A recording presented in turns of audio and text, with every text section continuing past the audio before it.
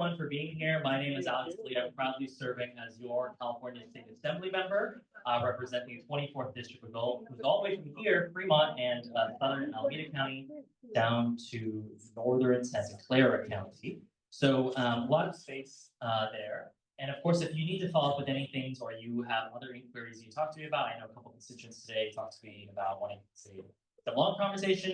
You can always reach out to the phone numbers and information there. My staff can also provide some other information out there for you if you need to get contacts. Of course, I want to thank the Fremont Main Library and its staff for hosting us and allowing us to use their community room. And of course, you're going to hear from her in a second. I want to thank our host, Fremont City Councilmember Kimberlin, for supporting this special event. And naturally, you're going to hear from some great folks from these agencies, but I want to thank the folks who are going to be here today. And of course, they provided some information on this table too. You're going to hear today from the Contractors State License Board, the Department of Insurance, Department of Financial Protections and Innovation, the Bureau of Household Goods and Services, and of course, the City of Fremont Police Department. We're going to hear from these experts about common and often devastating scams that millions of elderly Americans fall victim to.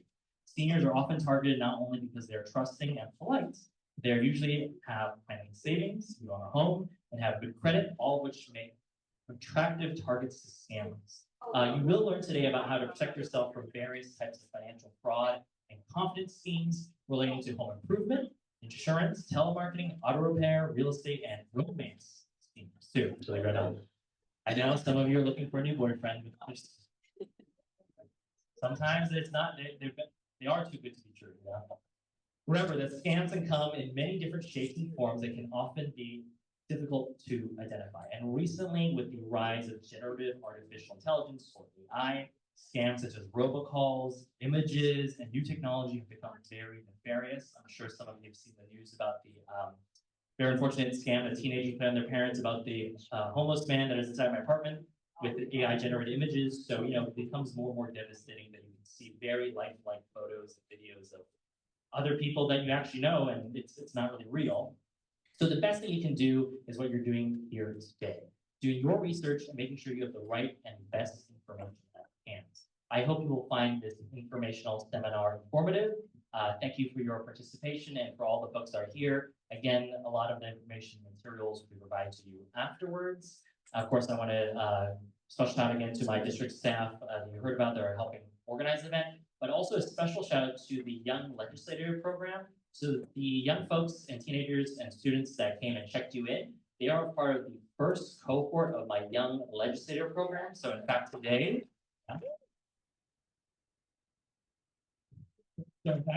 was their first day of the program. So they're doing they had a whole day of like learning, and now they're doing the community event itself.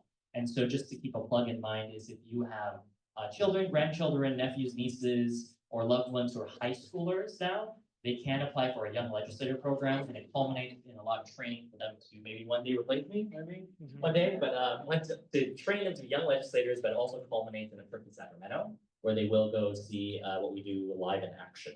So definitely just keep that in mind too, is if you have young ones in high school as well. So it is a great pleasure of mine to now introduce Fremont City Councilmember Kathy Kimberlin to introduce herself, say a few words, and kick us off to today's program. Thank you.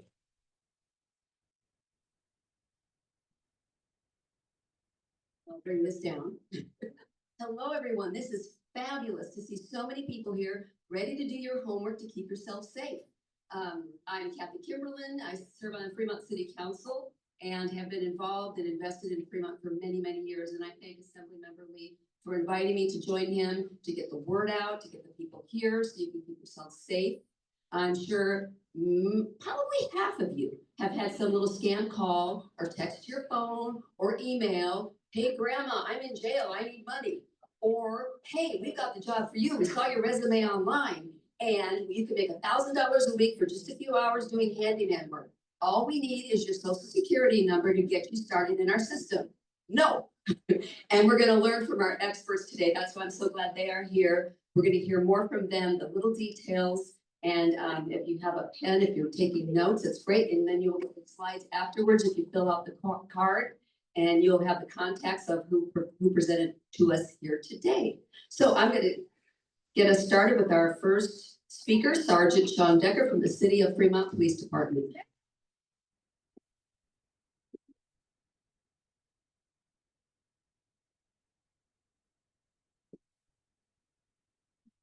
Starting off well.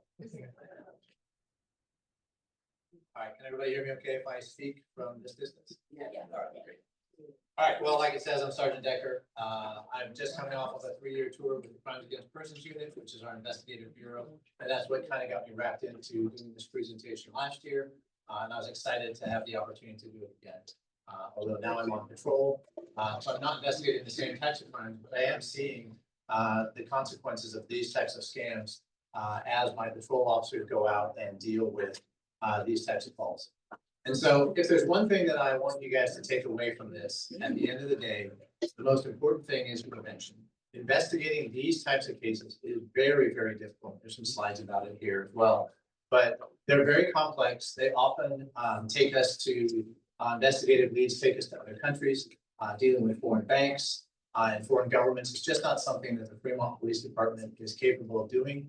And the reality is that the federal government is unable to handle a nationwide group of cases like this unless they rise to a very, very high level, which I hope none of you ever get become a victim of.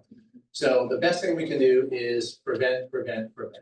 And so anytime somebody is contacting you and asking for your information or putting some kind of urgency for you to do something for them, just allow that spidey sense, that little part of you that says, hold on, maybe this isn't right, to cause you to say, wait a minute, and go and talk to someone else, maybe call the police.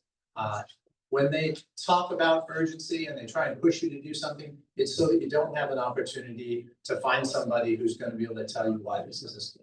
So go slow as you're interacting with people on the internet, via phone, and even in person, as some of these other presenters will talk about, whether it's contractors or other groups of people. So with that, we'll get through some of the objectives, and we'll talk a little bit about who scammers target and why, common scams, warning signs, how to protect yourself, and resources if you have. So that's what we're going to get to today. So why do they target people? For the most part, they believe that people who are older or people that are in wealthy communities may have some vulnerability, right? And so here we're talking about, obviously this was targeted for people who are older.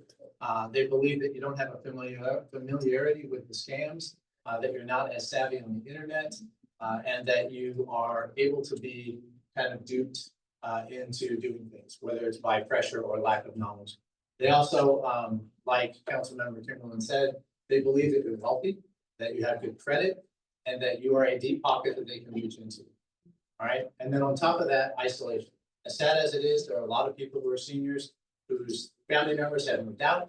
They have less contact with people who are more current on the internet and more current on some of these scams, and they have less resources immediately available to them to ask.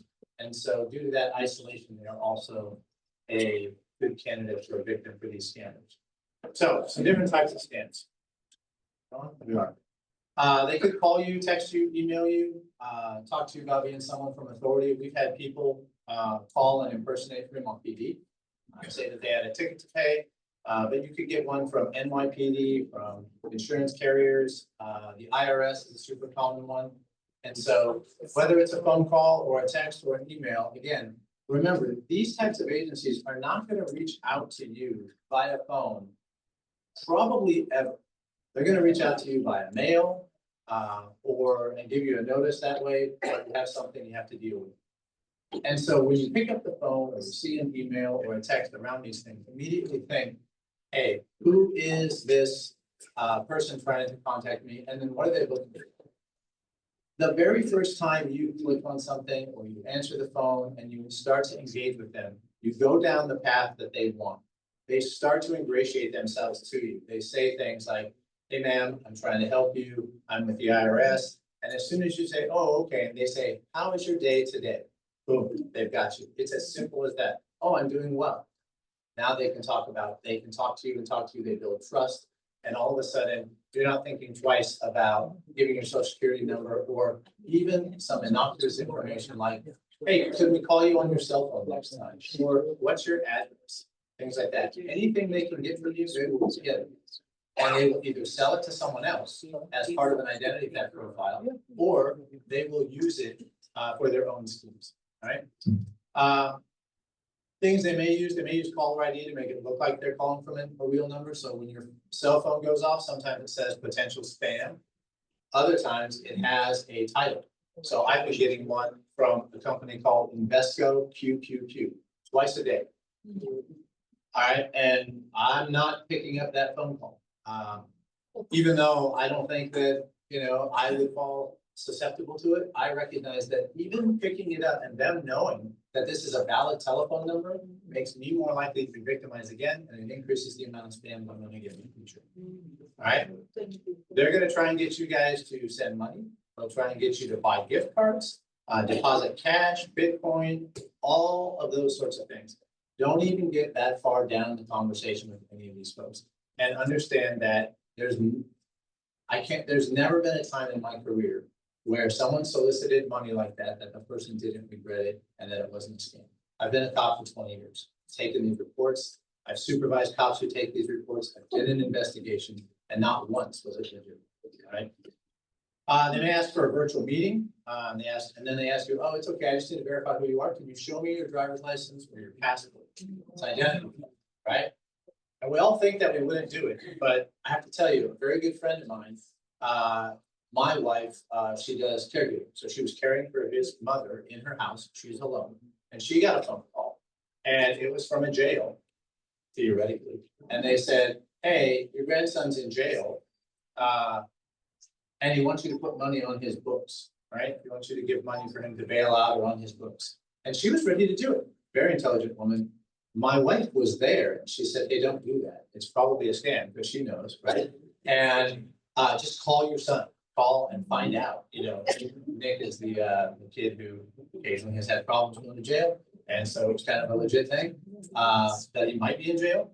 But she was ready to do it. And she's a smart woman, very articulate, but she was concerned, and she didn't want to call her son and ask, because what if her grandson didn't want his dad to know, right? So it's all of these things. It seems like you would never fall victim, but hardworking, good, honest people who are smart can fall victim because they also have a big heart, right?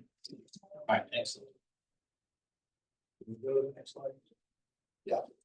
All right, so some of the things you might hear: your bank account's been taken. Your package couldn't be delivered. Click this link. You click the link, it takes you to a place where now they know you've got a valid phone, or they have access to your computer if you do it from the computer. So it's not just that, oh, well, I'll click and see if it seems legit. As soon as you click on it, you are being victimized, right? Could be a pop-up window. I get these all the time. The computer is susceptible to a virus. And it'll talk about Microsoft support. Microsoft and Apple, I get those all the time. Pop-up windows that are for like security breaches. So it's from big legitimate companies. It's not necessarily something you've never seen before.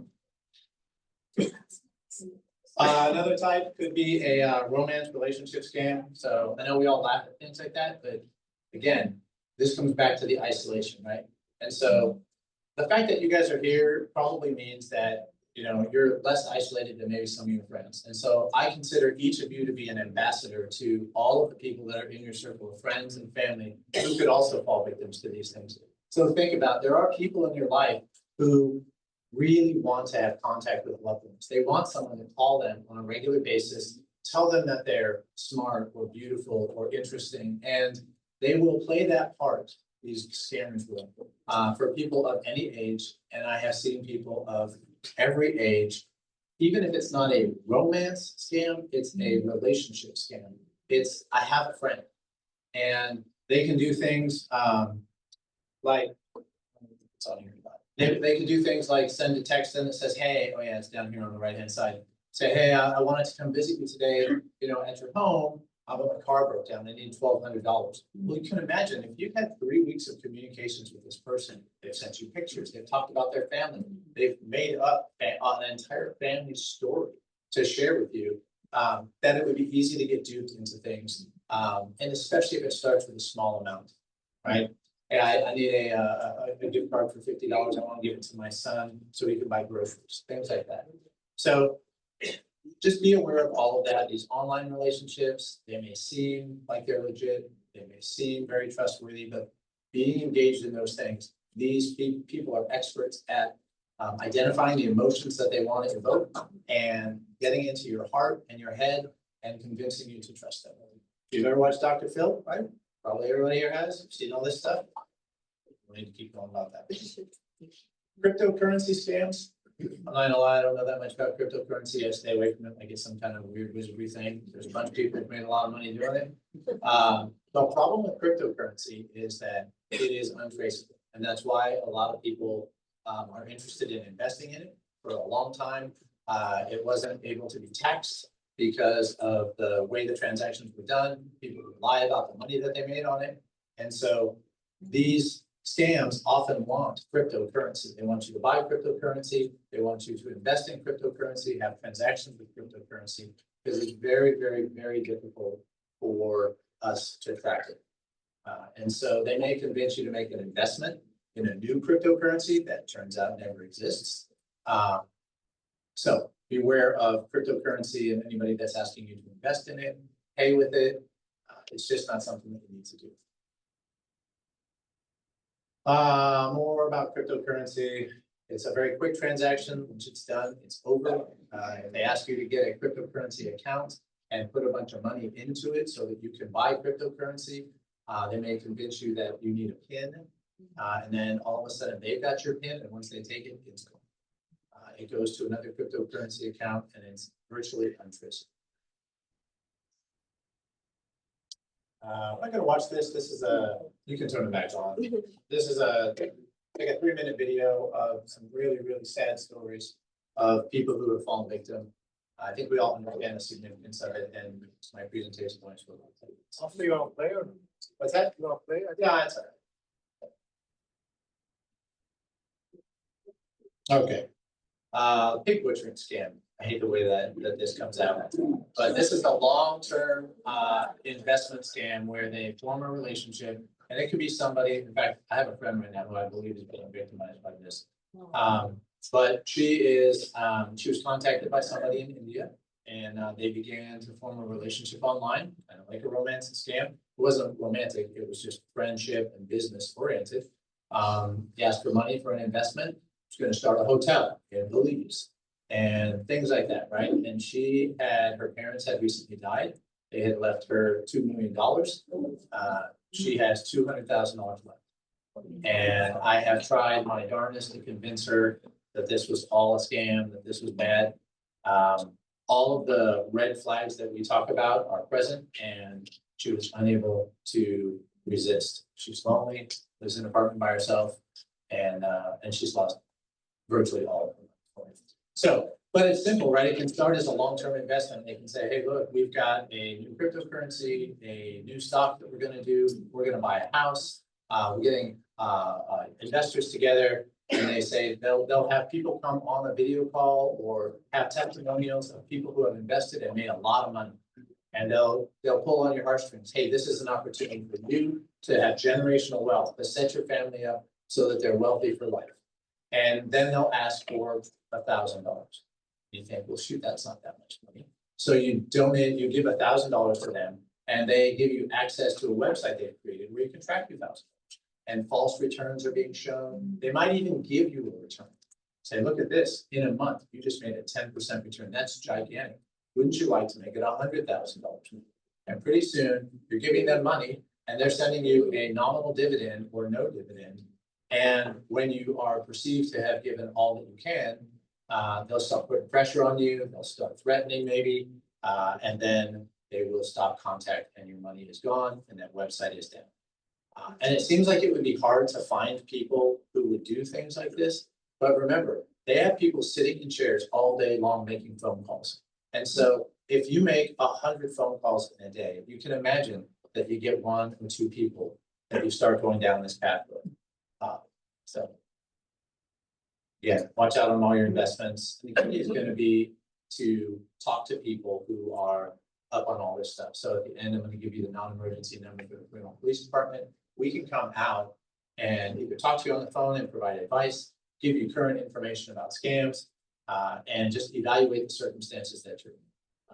And then also family member for that too. So I think we just finished talking about all of this. So I'm not going to go over that one again.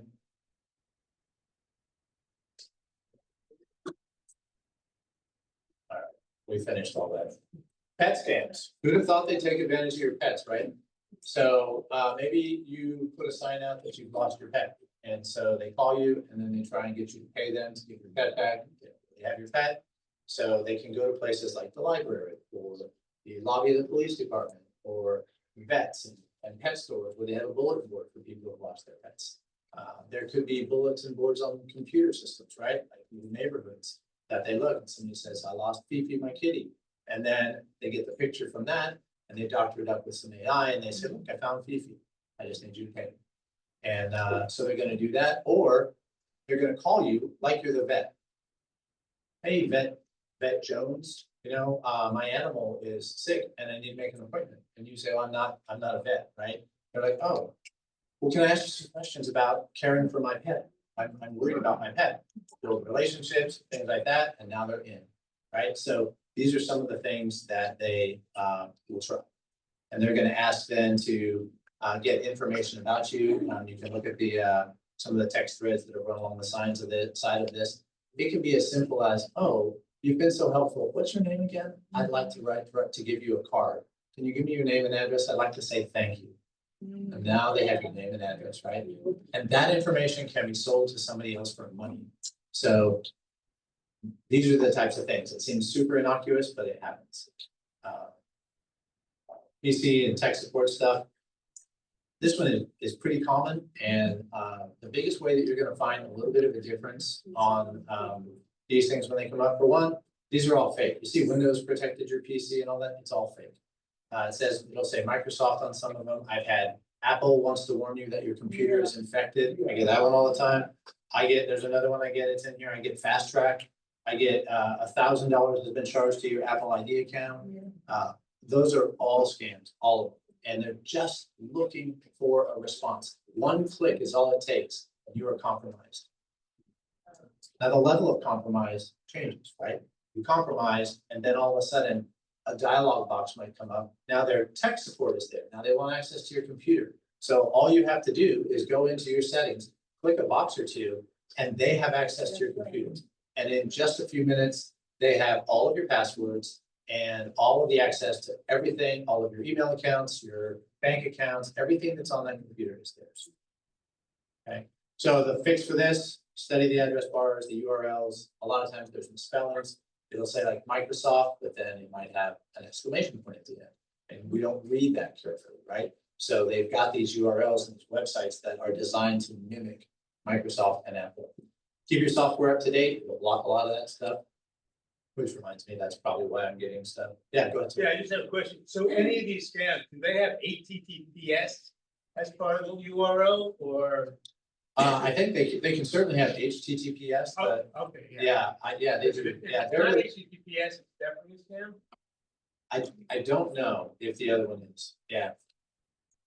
But if it looks fishy, I mean, honestly, if it's a pop-up window, don't click it at all. But beyond that, you know, it's about building an awareness in the same way that if it's dark outside and you're walking alone, you know, you don't walk out with, you know, $100 taped to your forehead and expect to come back with that same $100, right?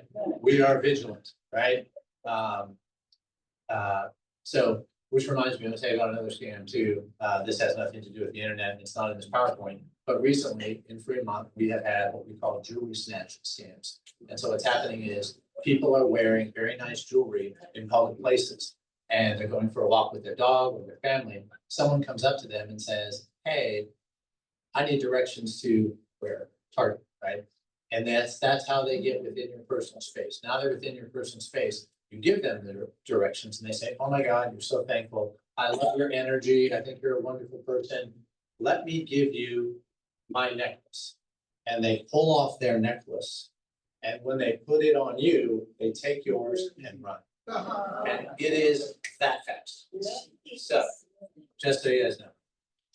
Hey, don't wear expensive jewelry because there's other people who take it in different ways, but also be aware of letting people in your personal space. And in the same way that we're vigilant physically about walking at night and so forth and so on, we want to be vigilant electronically as well. So use strong passwords, keep your soft data up to date, etc. All right, other scams.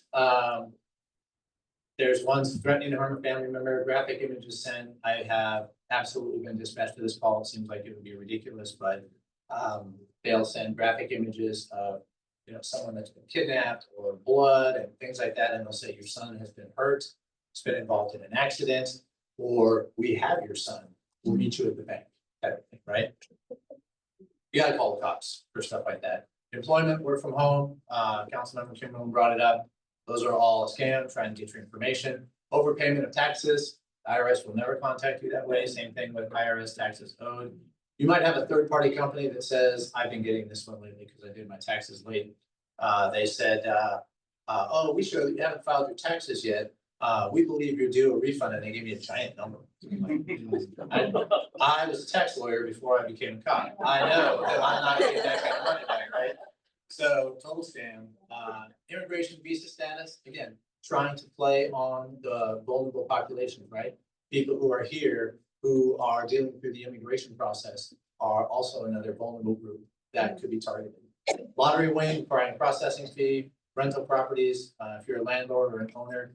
So they're going to talk about, they may have a prospective renter and saw that your property is for rent, and then what they're trying to do is confirm that you have a property.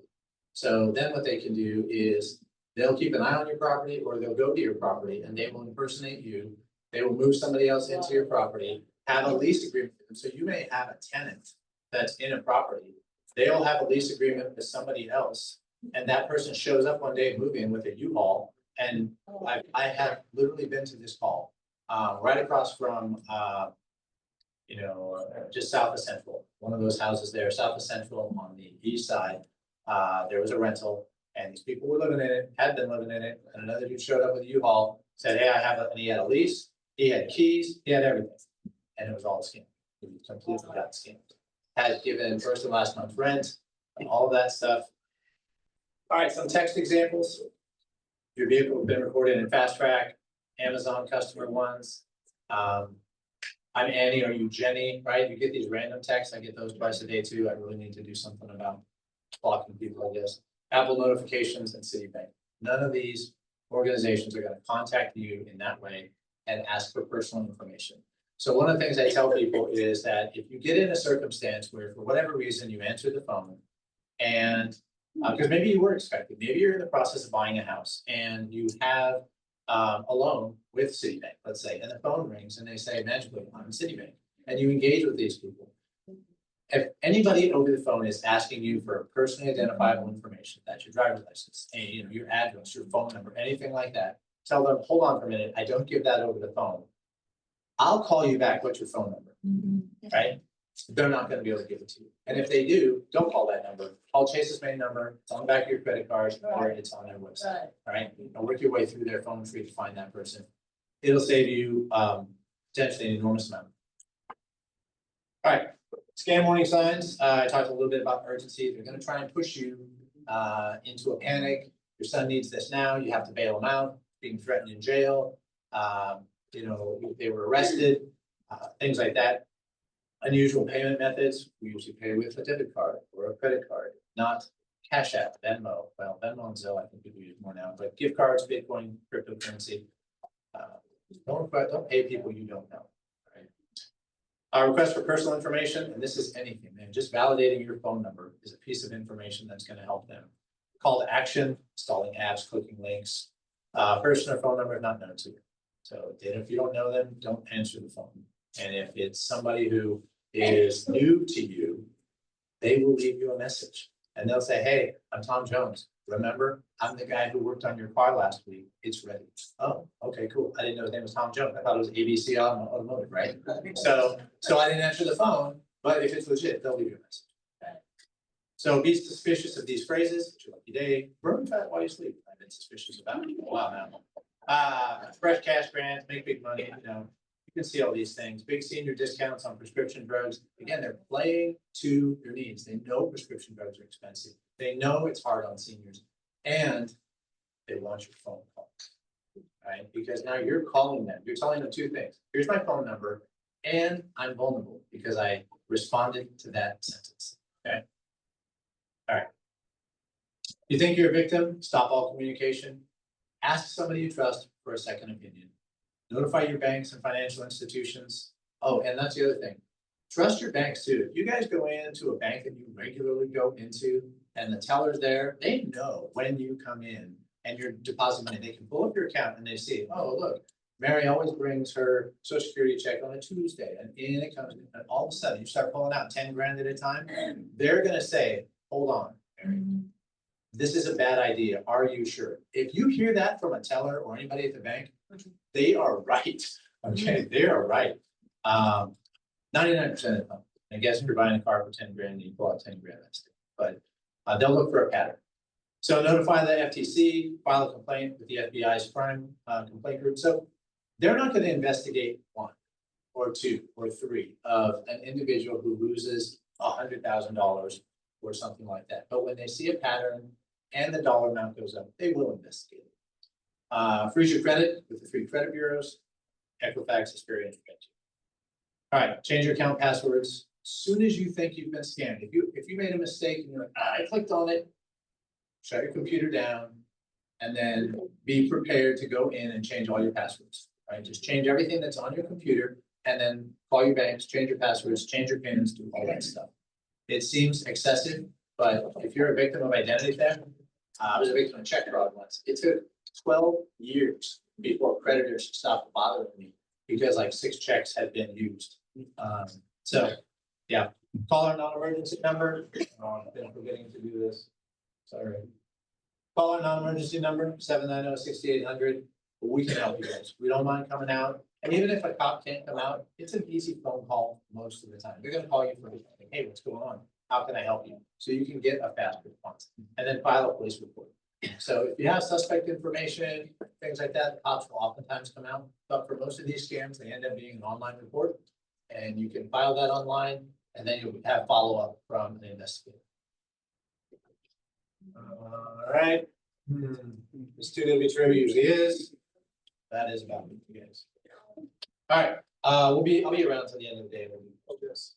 Now we'll introduce Miguel.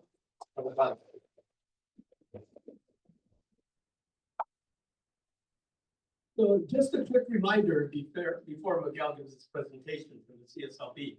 And that is, and I know a lot of you came in a little bit later from the announcements prior, but hold your questions. Because we will have a Q&A. We have 30 minutes for questions and answers. You can write down your question. We have some cards so you don't forget, because sometimes we forget, right? So you can write your question down. But do know we will have a Q&A session. So that's when we will answer, the presenters will answer your questions. Okay? So that'll keep us flowing. All right, Miguel. Good afternoon, everyone. I am here for senior scammer. You guys can hear me? Yes. Yeah. All right. So I am a contractor, 35 years in the business. My question. And I am here because I'm on the board, and I came to realize when I was on the board that my job wasn't to protect contractors; it was to protect you. And because we're part of the Department of Consumer Affairs. So with that, we're going to talk about enforcement law protecting you from scam. Okay, what's the biggest scam? Come on, what's the biggest scam? So down payment. We'll talk about down payments. Okay. Why are seniors targeted? That's easy. Scam tactics, which you know before you hire a contractor, coming from a contractor, what should you know? You want to take the mic?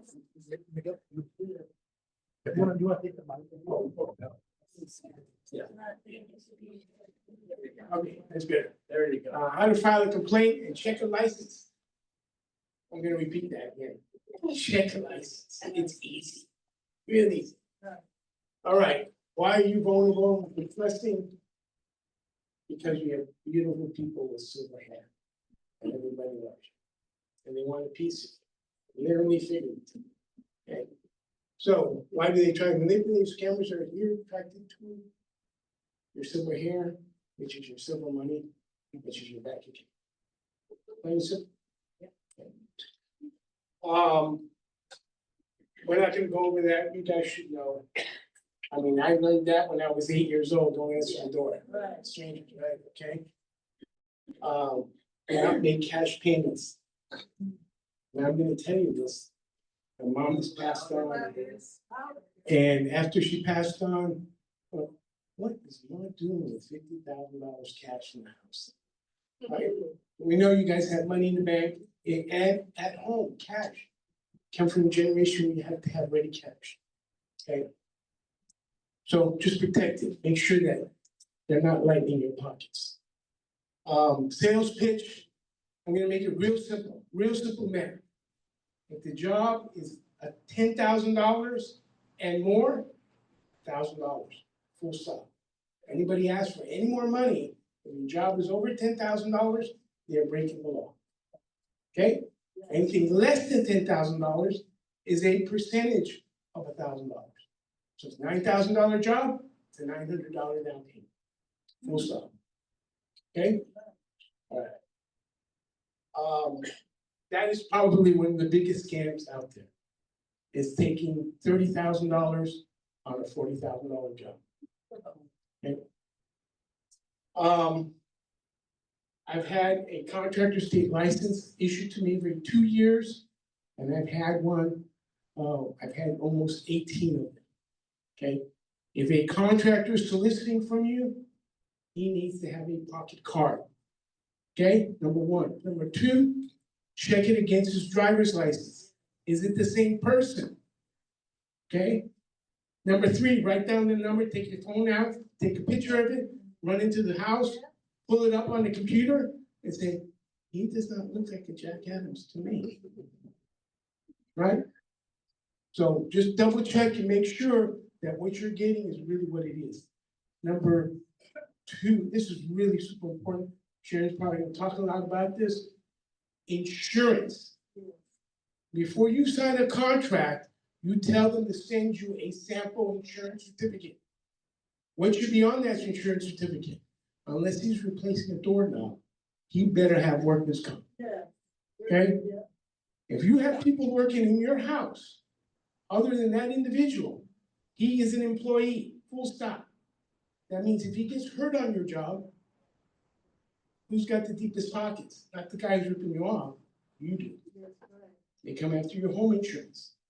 Now, after that claim is paid and your renewal is up, you no longer have insurance. Okay? You're too big of a risk. You need a certificate of insurance from a contractor. If he does not have one, you should not employ him. Full stop. All right. Don't let the payments get ahead of the work. What does that mean? You gave him $1,000 because that's what the law says. It's a $200,000 job. I haven't gotten to the slide yet, but since it's here, and we're at this point, I'm gonna just say it, because I'm gonna say it 2-3 more times. Solar is not free.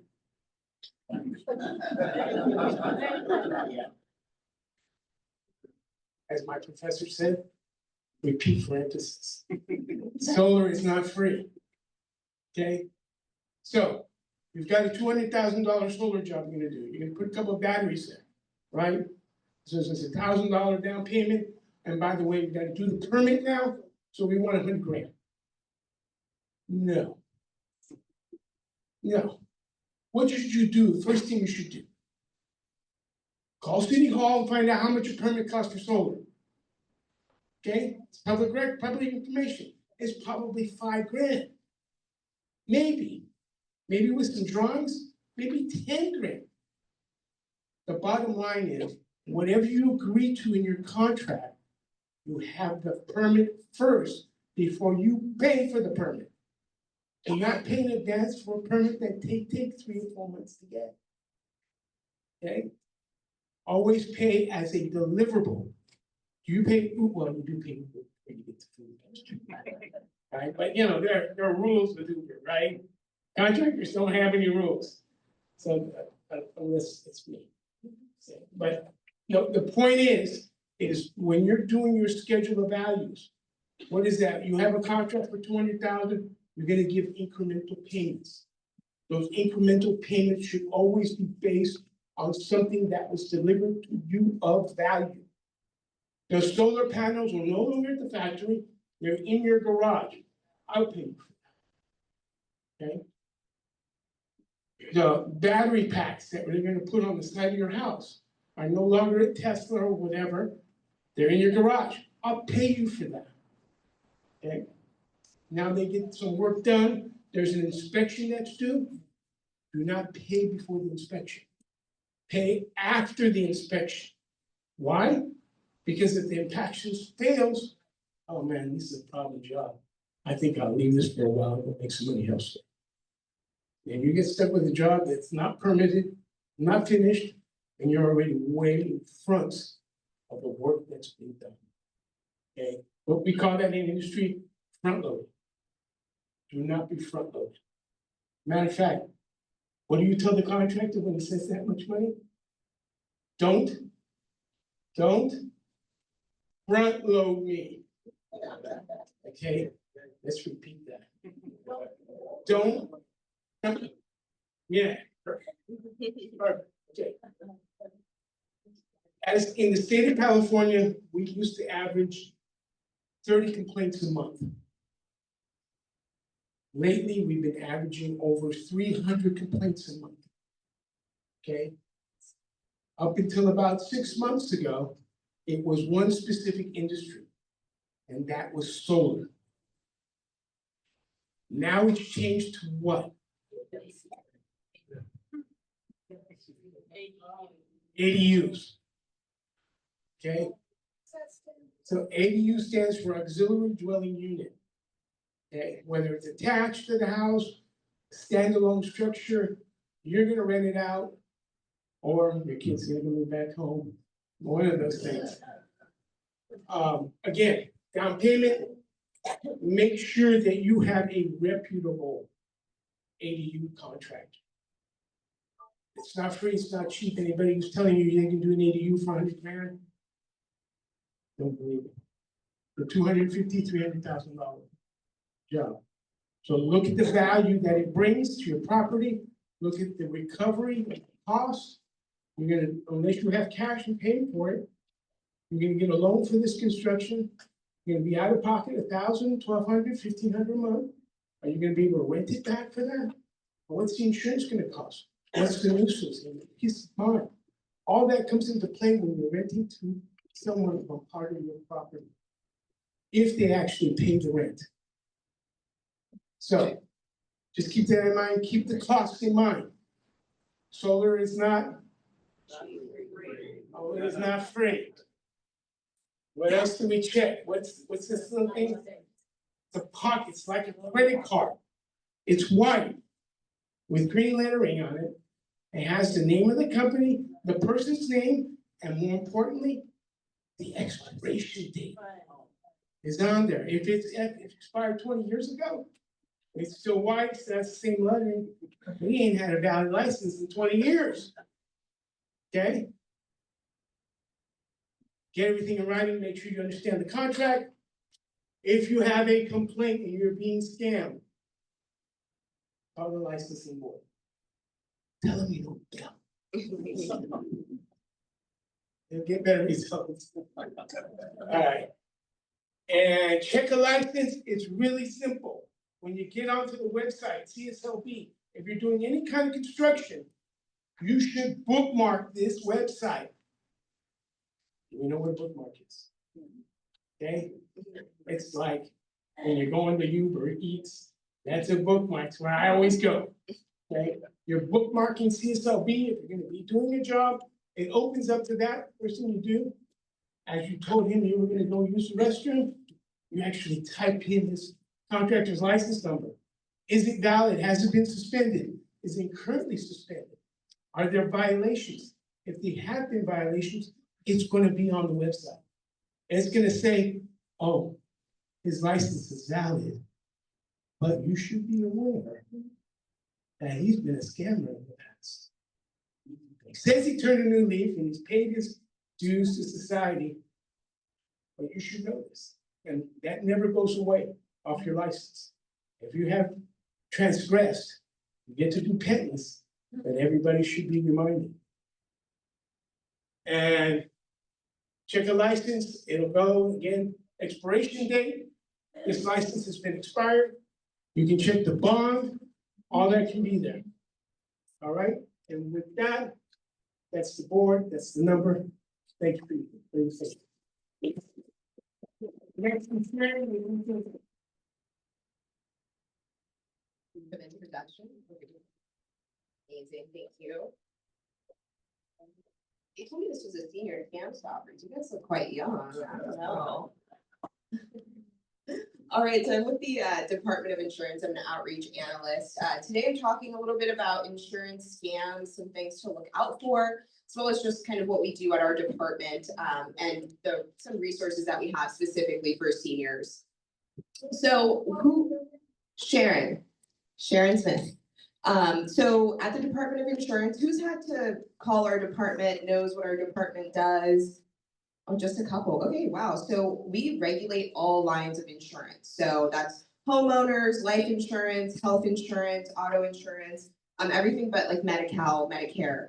And our job is to really protect consumers from fraud and abuse and set standards for agents and people who broker insurance policies.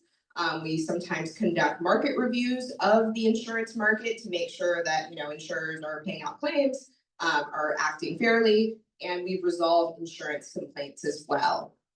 So what seniors need to know about senior scams, I mean, we've talked about this a lot already, but seniors are the largest population targeted for scams, and the same goes for insurance as well. One of the largest insurance scams that we see is annuity scams, and that is mostly aimed towards seniors. So some of the popular may be the wrong word, but some of the scams we see most commonly are Medicare fraud.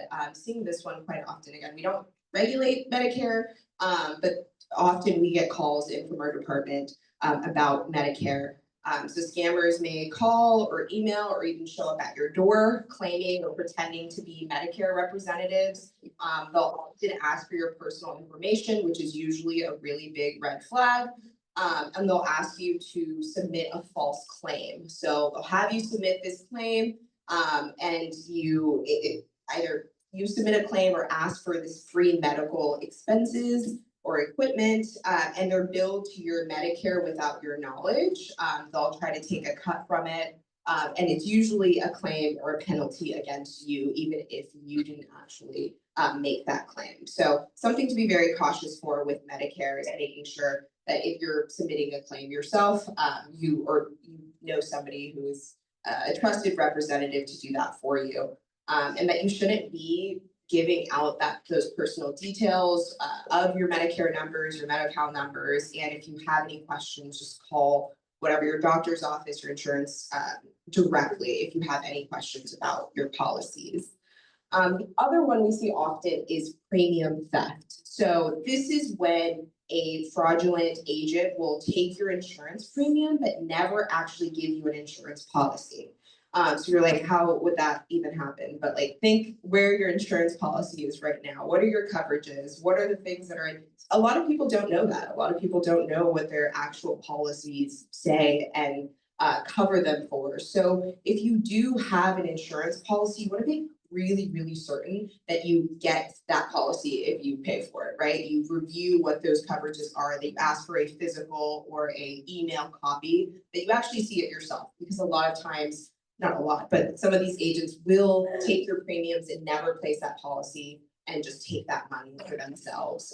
There was an agent out in San Clemente, and for 7 years he did this to seniors. He took $1.2 million. So it does happen. So again, just make sure that if you're paying for a premium or paying for a policy, that you actually have that policy found.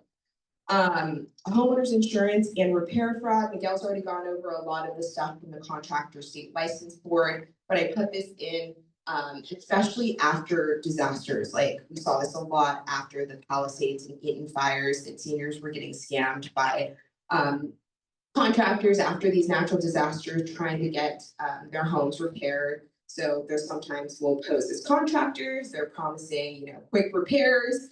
And either they perform really substandard work or disappear after taking payments. So, and then others will actually like claim, like Miguel was saying, some sort of, file some sort of insurance claim and manipulate that process for their own gain. So it's really important to stay safe. Always check the license for these contractors. And you should also check license for insurance agents as well. I'll have that information provided at the end. So those are a few of the scams we see. The most common, like I said, is the annuity scam. So some of you might have annuities. I don't want to say this all across the board they're bad. Sometimes they make really good investments for some people, but it's important to understand what the surrender charges are on these annuities. So let's say you buy an annuity and then you really need that money in the near term. But if you take any of that money out within like 7 years, or depends on the policy, how many years, you usually get hit with a huge penalty. And what an insurance agent that isn't, you know, above board and looking out for your best interest will do is they'll tell you after a year or so of being on an annuity, hey, you should change to this other annuity, because they get a really big upfront commission and then you get hit with all the tax implications of it. So it's really important to know when you're getting an annuity or retirement account, know when you can actually take that money out and know what the charges will be if you decide to cancel that policy, change it, or anything like that. Auto insurance fraud. This is another one we're seeing a lot more of. It's a little concerning in this case, but what people usually do, we saw this stage auto accident ring in Los Angeles just last year. I think they claimed almost $150,000 from insurance companies doing this, and you know, from seniors were a really big target from this, but they'll intentionally cause a minor collision and then will try to say that they have some sort of bodily injury claim, which usually spikes your insurance rates. It spikes everyone's insurance rates as more claims are being processed. So I think that's a big one. It's just the stage accident. So if you are, you know, suspect something, you get out of a car and you realize something's kind of not right here, just make sure that you're not divulging any more information than you need to. You should give them, you know, insurance and your name. But besides that, you shouldn't be admitting any fault. And you shouldn't, if they ask, hey, let's just go to my shop down the street and get this fixed. Absolutely not. Do not pay in cash. Sometimes they'll say, hey, you know, I'll just give me $500 and we'll forget about this. They'll take your money and then file a claim. So be really cautious when it comes to these accidents. The last one I'll talk about is life insurance and long-term care fraud, which is when agents will buy life insurance or long-term care policies and then collect premiums and never actually place the policies. Very similar to premium theft, but this one's with a life insurance policy, and usually they don't find out until the person has already passed on and realize that that life insurance policy was never bound. So really make sure that if you're spending any money on an insurance policy, that you have that physical policy or able to check what your coverages are. Now, what are some insurance scam warning signs? So very similar to all of the other scams that you'll hear about today. As you'll see, kind of a common thread that these scam agents, these scammers will follow kind of a similar pattern. They want to press you into making a decision really quickly. They want to pressure you into, you know, saying yes. I think the age-old adage, if it sounds too good to be true, it probably is, really applies to all the presentations you're going to hear today. But a lot of times, if you have an agent that is often like offering free lunches, like there's no such thing as a free lunch. Sometimes they do offer these free lunches, but it's to lure you in, to trust them, to build that relationship so that they later can exploit that relationship. But I have heard of agents going to senior care facilities or places of worship even. The agent I was talking about that took $1.2 million from seniors in Orange County, he was finding them at churches, which is awful, but they will go to these places where they know the seniors are congregating to be able to find the next person they'll target. So that's a big thing here. And another thing I wanted to flag is if the agent offers to create or update a living trust. So obviously wills and trusts, they're important. Make sure that you're working with an attorney. Sometimes they'll have agents, insurance agents that pose as living trust specialists. That's not a real designation. That's just what they're calling themselves. So if you are working with like anything regarding your estate, you want to make sure it's with an attorney. So that's just a big one. I had somebody come up to one of my tables and ask about a living trust specialist, and I had to send her to our hotline because she essentially was paying for a policy that was not really protecting her assets. So it's one that we do still see. And then there's a senior insurance bill of rights that you should all know about. So you can read all about this on our website. I do have materials here with a lot of this information as well. But as seniors, you do have specific rights when it comes to insurance. So within 30 days, let's say you did have an agent like pressured you, just didn't know how to say no, whatever it might be, as long as it's not I think it's a variable term annuity, you should be able to cancel the policy within 30 days. So that's something really important to note if you do find yourself in that situation where like, I think I made a mistake, I don't really want this policy, it's too expensive, you do have that option. So really important to note, there's also a few other rights and things you can read about on our website. And then I'll make sure to post some of our resources at the end here. But kind of the broad steps of avoiding being a victim of insurance fraud. It's really one, checking the insurance company or the agent on our website. On our website, you can check their license, you can check their names, you can check even if an insurance company has certain complaints against it. You can see what those complaints are. If it's someone you've maybe never heard of or insurer you've never heard of, that's always a great first step, is to just check on our website. Always ask questions. I think that's a big one. Don't be afraid to ask questions when you're trying to get a policy. What's it cover? What's excluded? What's included? What's the cost going to be? If I cancel, are there going to be charges for me canceling? These are all things that are really important to know. You never want to feel pressured or intimidated, but that's kind of easier said than done when you're in that kind of situation. Sometimes it's hard to say no. So I think it's important to go with somebody that you really trust. May it be like a grandson, a spouse, whoever, somebody else that's able to kind of give you a gut check as well. I think is always a very important thing. And make sure you don't sign anything you don't understand, because once you sign it, then it's binding. So make sure you're not signing anything you don't understand. Lastly, I'm just going to end with some resources from our department. So this is our hotline number. Below are some other places where you can see what the upcoming scams are. On our website, you can sign up for consumer alerts. They'll send them directly to your email. So anytime there's a new scam or something that we want consumers to know about, you'll get that email right there. So you can sign up for that on our website. And also, if you don't get a good photo, all the information is over here as well. And again, resources from our department. We have something called the Senior Gateway. It's a collaboration with a lot of other agencies, not just ours, to provide resources for seniors, their caregivers, and it has information about avoiding fraud or abuse or neglect, your financial rights, healthcare information, and again, it's in collaboration with a lot of other entities, so it's not just going to be insurance stuff, but the flyer for the Senior Gateway is over here to my right as well.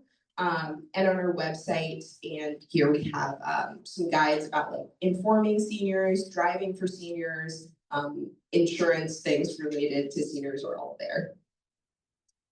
And then I'm just gonna put the hotline up one more time. So if you do have any questions about your current insurance policy, a new policy, if you've been denied coverage or canceled, whatever that might be, this is gonna be the best number to call. We have experts that can assist in many different languages. During business hours, we have I think it's a 2-minute response time. If you call, somebody will be there, a live person will be there to talk to you. So, and then again, any information that I've talked about, any more information is gonna be available on our website. So thank you so much for your time, and I'll be sticking around for questions as well.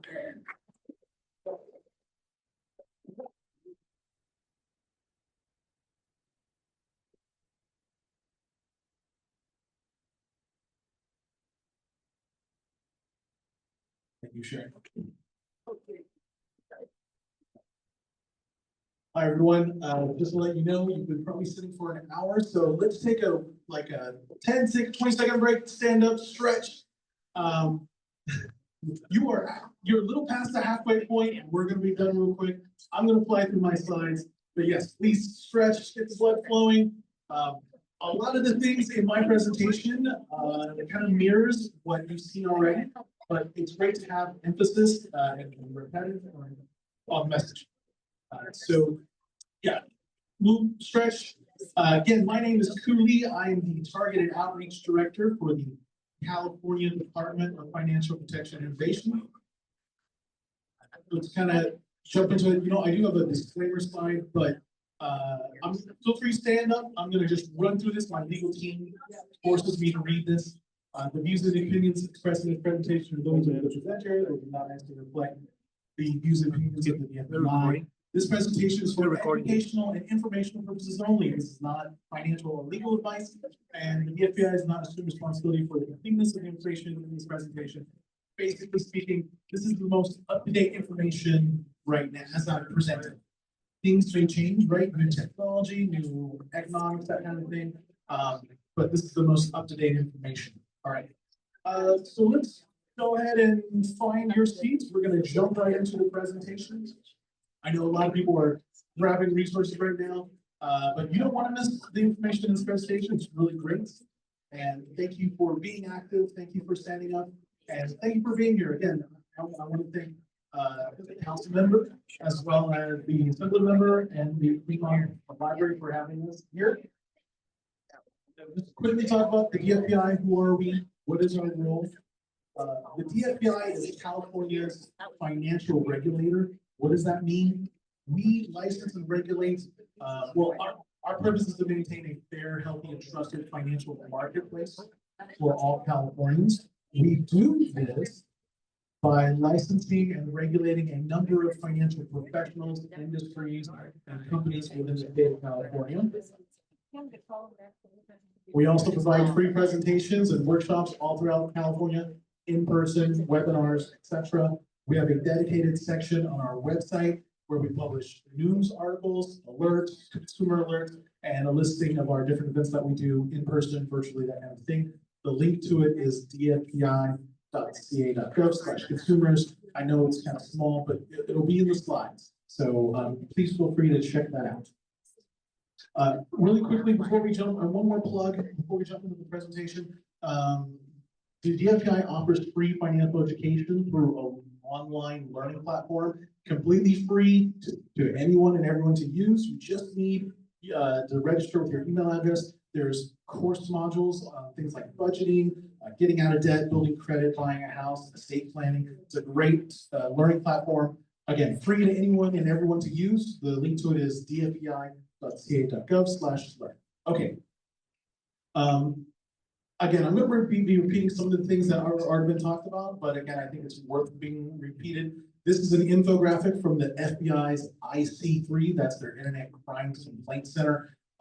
It's broken down by age group. Basically, who are scammers targeting? They're targeting everyone, but these last two age groups, age 50 and above, as you can see, they're reporting the most crimes, and they're also reporting the most money lost. So what's the point of the slide? The point of the slide is, if your age is 50 and above, you need to be hyper vigilant, right? Again, I'm going to harp on Sergeant Decker's talking points here. You are specifically being targeted. So if someone's knocking at your door trying to offer you solar or any other thing, if you get a message, if you get a call, the first thing that should come to your head is this a scam?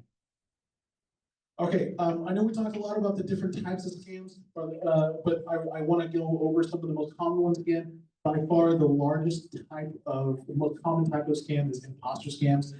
Again, that's where the scammers are posing as friends, family members, something that, by the way, my department, we license and regulate debt collectors. So if someone is trying to collect debt on you, make sure they're licensed by us first, right?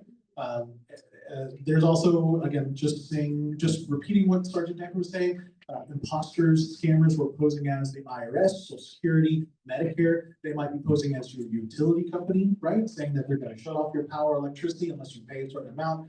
Law enforcement, they're posing as law enforcement, or your financial institutions. I'm going to go down the list, but happy to dive deeper into a lot of these other types of scams if you're interested. So we got those prize scams, right? They're saying you want a sweepstakes that you would never apply for. You just need to pay for the taxes. There's investment scams like pig butchering, and then those romance scams, and then tech support scams. Again, we went over some of these things. Payment app scams is a thing that we hear a lot about. What's a payment app scam? Well, you probably have like Venmo or Cash App or one of those Zelle, one of those payment apps on your phone. If you get a message that says, hey, someone wants to send you $1,000 and you just say accept without verifying who it is, that might be a scammer, right? They're using a legitimate app. And what happens if you just say accept, the transaction starts, it goes into like pending status. And then the scam will contact Zelle or Cash App, the actual company, and say, oh, I didn't mean to send this money, or this is a scammer, can you give me my money back? And Zelle, Cash App, Venmo, whoever, they will take the money out of your account and give it to the scammer, and then they'll cancel the transaction, right? So be very careful of that. The other thing we're hearing about is if, let's just say you're trying to sell something, you're sell something on Facebook Marketplace or Craigslist, let's say it's a bicycle for like $100, and then the scammer contacts you and they say, hey, I want to buy this bicycle. Can I send you money through Venmo? And if you say yes, they send you $1,000, right? And then they'll contact you and say, oh, I didn't mean to send you $1,000 by accident. Can you send me $900 back? And so if you do that, they're going to cancel their first transaction and now you're out money. So be very careful. Payment apps, that's a big thing. Student loan scams, employment scams. By the way, the job listing sites, right? This is a big thing we're seeing right now. Job listing sites they do not verify or validate any company. So scammers can easily, and they do this, put fake job listings on those sites, and then people can apply. They ask for your personal and financial information, that kind of thing. Be very careful. Here's an example of an email scam. Usually I go through all the different red flags, but this is the thing. Scammers are using artificial intelligence, they're using AI to write better and more convincing emails, right? It's harder to detect these red flags now. So what we recommend you do, if you get an email from your bank, maybe your wireless carrier, any local law enforcement, print it out and then go directly to them, right? Go directly to your bank, go directly to your wireless carrier, local law enforcement, say, hey, I got this email, is this legitimate, right? So yeah, be aware of that. So we talked a lot about the different types of scams. There's so many. One thing that my department has developed is the 6 layers of protection, right? The first layer, and probably the best line of defense, is to do not respond to scammers, right? They're gonna call you, they're sending you messages, text messages, that kind of thing. They're, just like Sergeant Decker was saying, they're trying to get their hooks into you. The best thing to do is to do not respond, right? You get a call from a number you don't know, let it go to voicemail. If it's important, they'll leave a message, right? You get a text message that looks legitimate. It's saying it's the fraud detection department from your bank. Don't click on links. Don't call that number. Don't reply back to them. Just go directly to the bank and say, hey, I got this text message. Is this legitimate, right? So yeah, first line of defense, do not respond to the scammers. Second line of defense, right? Second layer, do your research. Look for those red flags, verify information, check credentials, go directly to the official source, right? Don't call numbers that are given to you. Someone leaves a voicemail with a a phone number, could be a scammer. Go directly to the source, right? Don't click on any links, and always ask ask for help in person, right? If you're very unsure. Third layer of defense, take your time, right? Again, just like Sergeant Decker was saying, scammers create this sense of urgency. We call it tunnel vision. When they get you in that tunnel vision, normally you would have caught those red flags, but when they're trying to get you to move really, really fast, you ignore those red flags, right? So take your time, right? Ignore anyone who is threatening you, giving you a limited time opportunity, telling you not to share information with others. Those are all big red flags. Next layer of defense, do not share your information or limit the information you share, right? So limit what you share on emails, social media, phone apps. By the way, when you download a phone app and it gives you terms and conditions, I do this too. You just hit accept, accept. It might be asking to get your contact information, get your financial information. It might want to track your location, right? All that information is not stored on your phone. It's stored in the cloud. And when that company becomes a victim of a data breach, all your information goes out to the dark web. So be very careful what you share. The next layer of defense is talk to someone you trust, right? Very oftentimes when you're in that tunnel vision and you can't see those red flags, if you just talk to someone else, they're going to be able to point those red flags for you, right? They might kind of bring some more reason to you. And at the very least, by talking to someone you trust, by taking your time, you're going to frustrate that scammer who's trying to get you to move faster, right? And then finally, always stay vigilant. Regularly check your financial accounts, check your credit reports as often as you can. And don't forget to report the incident to local authorities. We have state authorities like the DFPI, also the Attorney General's Office, and then the FBI authorities, or the federal authorities like the FBI, FTC, CFPB. There's a lot of different organizations, many of them working different types of investigations. Your report helps us know what's going on, and we can try to help protect you and your community. And then I just want to quickly talk about credit reports. Sergeant Decker did a great job talking about freezing your credit. It's a great way to stop identity theft from happening. It's free, but you do have to go to each of the credit bureaus to do it. And you actually, by the way, if you didn't know, you get a free credit report once a week. You still have to go to annualcreditreport.com to do that. But what you're looking for when you get that credit report is inconsistencies, right? Loans you never took out, credit cards you don't know about, that kind of thing. Finally, I'm not going to read this whole list, but I do want to highlight one thing. Mail theft is the thing that's happening. If you have a mailbox at the end of your street and you put mail in it, and then you put that little red flag up, that's an easy target for mail thieves. If you live in a community that has a big community mailbox, easy target for mail thieves. They come up, they hit it with a pry bar and just steal everyone's mail. So what they're looking for is obviously money, checks, that kind of thing, but they're also looking for any kind of personal information, right? Insurance, paperwork, healthcare information, that kind of thing. So if you are sending out important mail, go directly to the post office, put it in the box. If you are waiting for important mail, keep an eye on it. The U.S. Post Office has a service which actually notifies you what mail is coming. It's totally free. You should sign up for it. If you know it's coming, as soon as the mail person drops us mail, pick it up. Okay. With that, again, just a reminder, the DFPI is here to protect you and your community. If you have been a victim of a scam, of financial fraud, or abusive business practice, things like predatory lending, please let us know. We want to stomp that kind of thing out. Also, if you observe any kind of instances of elder financial abuse, let us know. We work very closely with Adult Protective Services to help individuals. And we have a call center open Monday through Friday, 8 to 4. They can answer questions, verify information, make sure if you have issues with any of the businesses that we license, credit unions, debt collectors, payday lenders, that kind of thing, submit a complaint, call our number, we want to know about it. And with that, I want to say thank you and introduce Mary from the Bureau of House Good Services.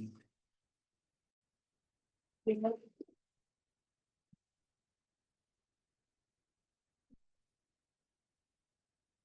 thank you everyone. Thank you for coming. I have with me my coworker, Destiny Wells. We're going to do a two-part presentation on it. Thank you so much for coming. So when we think of Bureau of Household Goods and Services, we're like, who are are we, right? A lot of people say that. So the reason why we were established is because the California Bureau of Household, Home Furnishing and Thermal Installation was initially established in 1911. And that was due to the response of a dishonest manufacturing in the mattress industry, which contributed to fires following the 1906 San Francisco earthquake. Okay, and so the California Bureau of Electronic and Appliance Repair was established in 1963 in response to the fraud and negligence of TV repair industry. Since then, we've added home appliances and all sorts of other electronic and service contracts. And in 2017, the Division of Household Movers was established within the Bureau. And the purpose was to regulate the household movers to perform moves of household goods over public highways within the state. And in 2019, the Bureau became the Bureau of Household Goods and Services. So our mission here is to protect the consumers and to ensure a fair and competitive market.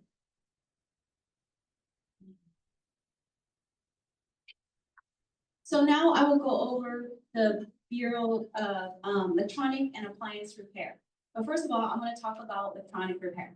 So the Bureau uses service dealers to refer electronic and appliance repair businesses. And those businesses are common to repair cell phones, tablets, computers, gaming consoles. So you often see them at strip malls, or you'll see them at the mall, and there's a little kiosk in the corner.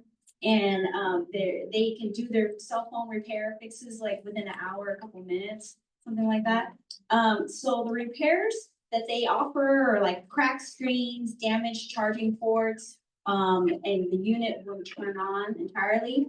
So anybody who offers those repair and maintenance services, they are required to have a license with the Bureau. They must provide you with the estimate before the repair and an invoice after the repairs are complete. So make sure you get copies of the receipt when you get services.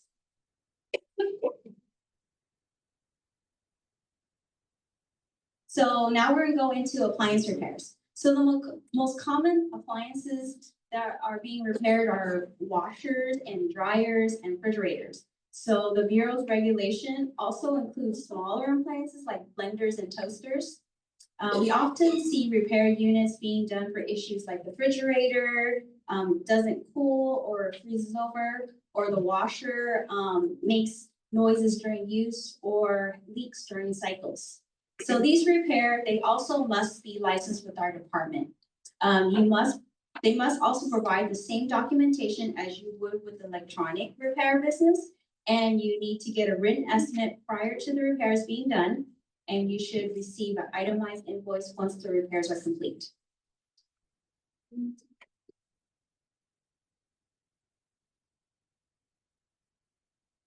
So my final component of the electronic repair program is service contracts.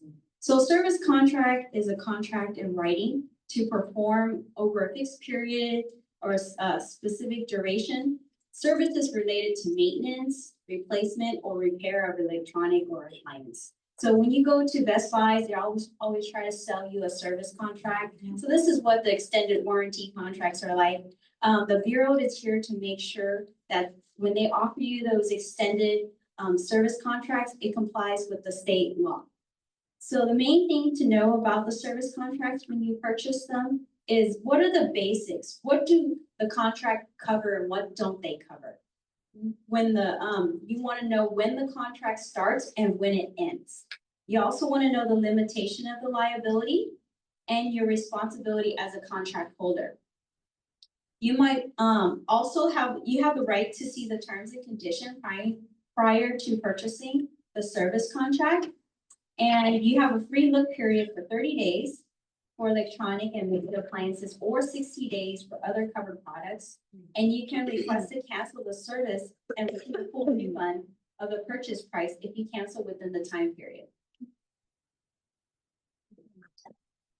So lastly, I remember to get a written estimate that states the total price of repairs when you get done. That's one of the main issues is that you need to know what you're getting yourself into. You want to get a receipt. You want to make sure that once you get a receipt, this is an example of what the sample of the receipt should look like. I've done inspections where all you get is just service. That's all you get, right? Service and how much you pay for it. It's like, wow, where's the rest of it, right? You want to make sure that their license, their state regulation license is on there. You want to make sure who is doing your repairs. You want to know what the breakdown is. So just before when you put your service in, if they're asking you to do additional work, they need to check with you prior to approval. They can't just do it, right? You want to make sure that you get the okay before you get any more additional service repairs done to your item. And service dealers, they may return parts that they replaced during a repair, which is weird, right? Like, why would you want this broken item? But unless it's toxic or unsafe, they usually give you the option to take it back, or you can sign a waiver and that you don't want the old parts back. You know. So now I'm gonna let my coworker Destiny Wells, and she's gonna talk to you about household movers and home furnishing and thermal installation.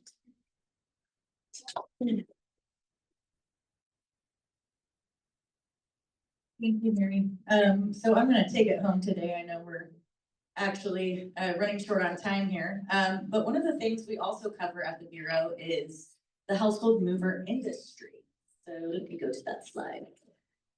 Basically, if you're moving anywhere in the state of California and a moving company is actually going to pick up your goods and transport it, meaning in a truck, to a new residence, they need a license in California. So you're gonna hear this over and over, check the license, right? So you need to check the license before you hire a moving company. You should also request an estimate prior to signing any moving contract, and they need to come do a visual inspection. Now, what does visual inspection mean? Well, since COVID, we've actually allowed some moving companies will actually do it over video. And you can walk through your house with, you know, your cell phone, video recording everything, or take pictures. But the absolute best way to do it is to actually have them physically come, take an inventory, give you your estimate beforehand. And on moving day comes, if anything changes, they need to provide you what's called a change order of services. And basically what that is, it's like a revised estimate, right? Saying, okay, we were wrong, you had additional items, it now costs this much. And you need to approve that before any work is done, any items are moved.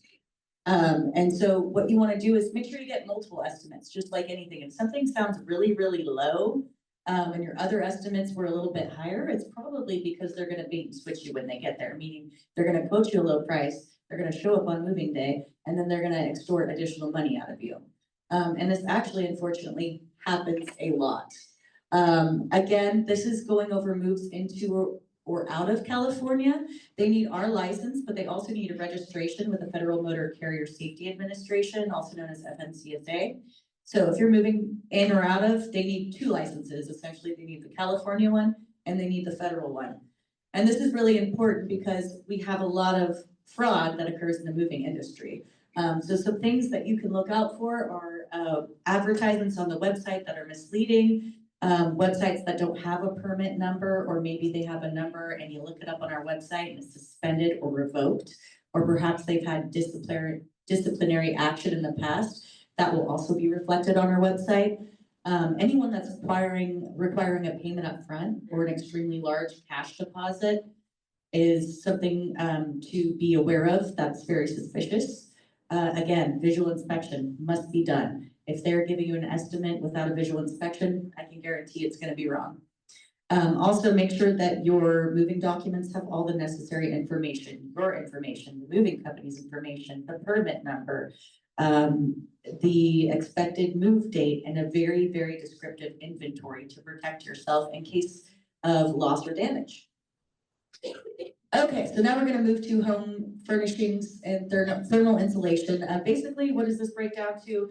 Upholstered furniture and bedding products, folks. And any product that you're buying from a retailer, manufacturer, or wholesaler in California, or even directly from a manufacturer, they should have a license to sell that product in the state of California. And this is even with online retailers or out of the country. So again, you can go onto our website, You can check the license. We have requirements there. Part of it is labeling. There are certain labels that are required to be on any upholstered furniture or bedding product. This will tell you what's contained in the product in case you have allergies. But also it'll tell you the filling materials and the percentage of which. And so what our lab does is we actually go out and we recruit products from these places and we test them. So we take them back to our laboratory, we take them apart. They do various cool experiments on it, they burn them, and they want to see, is this a safe product for our family members, our kids and our grandkids? And just so you know, we also test baby products and children's products. So, you know, those things you buy for your grandkids, the baby bouncer, baby seat, those cute little play mats, all of those items we test. And if anything's wrong with them, we will notify the manufacturer and they're required to take those off the market. Again, I'm just trying to make this quick, but these are some examples of labels you'll see. These two on the right, those are important if you're buying anything used. They need to have these or else don't buy them if they're used, please. There's certain requirements that go into sanitizing. And so it's really important. Again, you know, flammability, these are some cool tests that we run. This is what I like to show. Okay, this is one that maybe passed right here, but this one you could tell, oh, maybe they're not gonna have enough time to get out of the room and make it to safety. So that's why we're important. I'm gonna wrap it up. If you have any complaints that fall into these industries, give us a call. My card's over there. Even if you have one, you're not sure, call me anyway. I'll point you in the right direction. But again, just check the license, please, before you do anything. If it involves any potential for fraud or malpractice, they probably have a license and you should always check that first. Thank you. I hope you all have a nice day.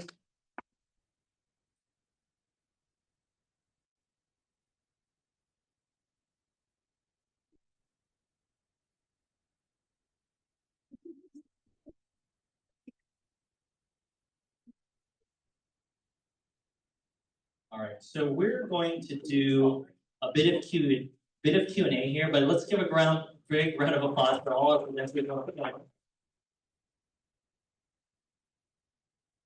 to all presenters.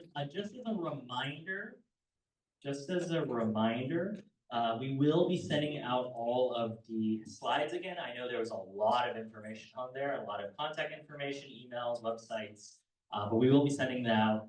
So if you have a contact card here and you're putting your email in, that just as a reminder, it is totally safe. That only goes to us, the state of California. So we're not going to sell it to anyone. It's okay. But if you want this information that's going to come later today for all the slides and everything, we will email to you. I understand we have some technical trouble with the microphones and stuff, but we are going to do some audience Q&A. But in the spirit of all the stuff that we learned today, if you have a very, very personalized situation, I would recommend coming up and talking to our experts individually or talking to my office individually. But if you have a general question you'd like to ask in our presenters, I would just ask you to raise your hand, and then please direct your question to one of our speakers if possible. So I will go, or my staff will go around with the mic, and if you could just say your question. So let's have our first brave volunteer. My question is with the movers. So that department? Yes. There she is right there. Do movers need to be insured in California if taking all your goods? Absolutely. Oh, And they do. cannot receive a permit from our bureau without proof of insurance. Okay, great, Absolutely. thank you. We only have one mic. I'm just going to ask you to repeat that one more time for everyone. And repeat the question. Okay, so the question was, do movers need insurance? And they absolutely do. If they have any employees, they need workers' compensation, but they also need cargo and liability insurance. And something to remember when you're moving is that the standard rate is only 60 cents a pound. So if you do have items that are lost and damaged and you don't get extra insurance, the minimum that's required is 60 cents per pound. So you could see if you have a Rolex watch, you're not going to get very much for that. So unfortunately, we only have one microphone, so I'm going to do this kind of passing back and forth here. And I will ask our presenters just to repeat the question if possible, but I'm going to give a question right here.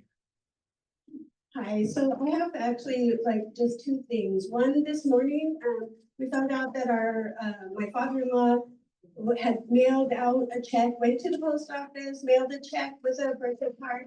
It never arrived to the destination. and the money was the check was cashed. Once somebody has access to that, check, they have access to your routing number and your bank account number.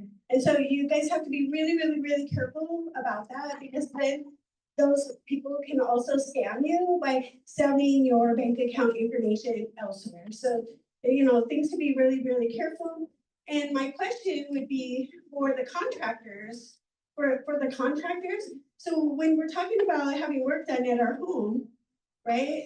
And we're gonna give them $1,000 only, right?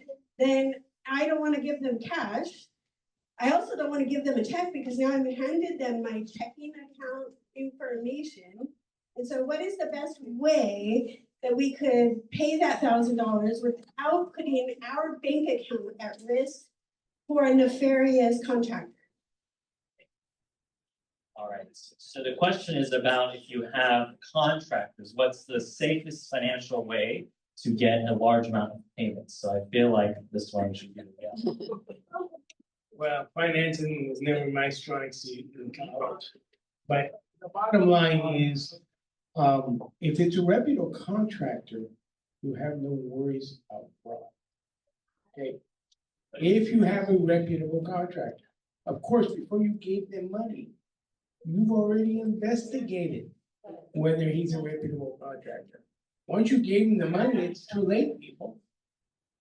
Okay, so, but the bottom line, if we're gonna go to that extent, we're talking money orders, we're talking a cashier's check. That's what you're gonna have to do. So could I clarify, just ask Sergeant Decker, if the case there is someone they feel isn't reputable, what should they do in this case where they issue financial payments to someone? Yeah, I think if you've already paid them and something happens and you think it's not reputable, you can call the police department and we'll come out and we'll do an investigation. I think what you're talking about is a real concern, in that you could have a reputable contractor, for example, that you give a check to, and they take that check and they take a picture of it with their phone and they put it in their bank account, and then it goes in the file. And the file is your file. It's got all the plans and everything like that. And then something happens. They go out of business, they lose their lease, they die, and now those records are there. And I've been to places that are abandoned offices that have files, from medical files to checks to other things, where businesses left and they didn't take care of their records, and now it's inhabited by homeless people. So I think your concerns are valid, and to me, what I always tell people is don't use your debit card, use your credit card. If it's a reputable contractor, they're not gonna need a cash payment like that. They're gonna have a system by which they can receive money. A cashier's check is great. That's gonna be cleanest for them, and they're gonna appreciate that. They may add a fee if you use a credit card, but if you don't use your debit card, you don't use a check, then you're gonna be good. All right, any other questions? Let me see. I'm going to do a question over here. I'm alternating sides. Yes, on television, there's this ad that says that with just one stroke, that a person can take the title. And I just want, is that a scam type of? So the question is, there's a television ad about whether a person has a stroke, someone could take their home. So if our health department insurance. Yeah, I've seen a lot of those. Usually if you're seeing that on TV, they're trying to advertise a product that's free if you go to your county assessor. So if you own your home, there have been some reports of, and they're not, it's not super ubiquitous, it's not everywhere. But reports that the titles of their home when they go on vacation have been taken, like they go to the county assessor's office and they take that. Usually what these ads are advertising is a product that basically like locks the title for you or alerts you if your title is like being taken. But I'm not sure about the county here, but usually you can go to your county website and sign up for an email update if there's any changes to your title. So you don't have to actually buy this product to do it. You can go directly to your county to do that. So yeah, be aware of any of those services as well that are trying to get you to pay to protect you from a scam as well. All right. I'm going to, the man who's waving to me, I'm going to give a question on this. Hi, excuse me, I'm a local real estate broker. First of all, two things. I just want to alert the seniors, especially those that has a mortgage, reverse mortgage. There's always a risk of losing your home. All of that. And now currently I'm working with about 6 people that been scammed from their 401k with high returns. They ask for my help.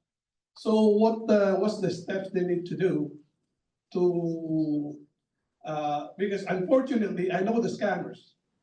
So they came to me. I know the models 30 years ago. So they need to know what the proper steps they need to do. Do they need to go to a local PD, this DA? What are the proper steps? All right, thank you. So the question is about if you know someone engaged in 401k scams, what is the appropriate response or steps? I think the answer for most of these is gonna be at least start with the local police if you don't know. Sometimes it's gonna be clear and you're gonna go to the contractor's license board, Department of Insurance, things like that. So that's something they can call the police for, especially if you have information where there's suspects that are local. These guys aren't in the business of going out and arresting people. That's what we do. So yeah, if you just start with us, then, we can also incorporate, other departments within the state or the county to, get our investigation going. So start with Fremont Police. Yeah, and just a reminder, of course, financial crime is still a crime, so you can always go to law enforcement to ask more about it. Sorry, right up here. Recently, my dad passed and I had to write an obituary for him, and I was looking at all these obituaries. They're like a whole page of every single information. My cousin, my brother, my sister, my kids. This is the address. We live in Oklahoma, I was really afraid to put any of that stuff down because they're gonna know I'm at a funeral, I'm at a cemetery, my dad passed away, they can start using his name. I even got some junk mail and it had somebody else's name or current person. And I'm like, why would they have that name? That person's never lived in that house. My dad lived in that house only with my mom. So obituaries scare me. Should we be putting down all those big things? The crowd says no. Yeah, the crowd's right. So you don't want to put that stuff in there because if you think about it, if they have his name and that he's dead and the address, what do they know? No one lives there anymore. So now they can go ahead and they'll do package scams where they'll have people, they'll order stuff online that they pay for with a fraudulent account. It gets delivered to this address because we provided it to them. And they have somebody who's going to go pick it up, right? Wow. They can also say, okay, he was born in, 1940 something and this, that, and the other. Now they got address, date of birth, so forth and so on. You can see how this goes. And then you have information that is next of kin. So now they can contact the next of kin. Hey, I'm John. I used to know your dad. We lived in the same area. Yeah. Unfortunately, we're at a point in our lives and in society where we have to sanitize things. All right, so I'm gonna go all the way to the back of the room here. There's some of the lovely pink hats all over here. All right. Well, I have a concern. I have a landline and that company was hacked and many of those numbers were released into the dark web. I have a caller ID, so I get all of these scam phone calls. It's just horrendous. So I don't pick up any of them. I only get maybe one call from one person I know, but I'm scared to cancel that line because there's something that I'm not quite sure what the terminology is forwarding your phone number. So if I cancel my phone line, my number can be given to someone else, and that other someone else just might be a scammer who might use my number to get information, and I don't know what they can do with that number. But I love to cancel it, but I'm so scared that the wrong person will get my whole phone number. The concern is about whether or not if you were to cancel your landline phone number, if someone can take that original landline phone number, are you pressing one so backwards, take that phone number and use it to phish someone else or to scam someone else. Should people be afraid about canceling their old phone numbers and having that recycled out in the population? I don't know if anyone speaks to that.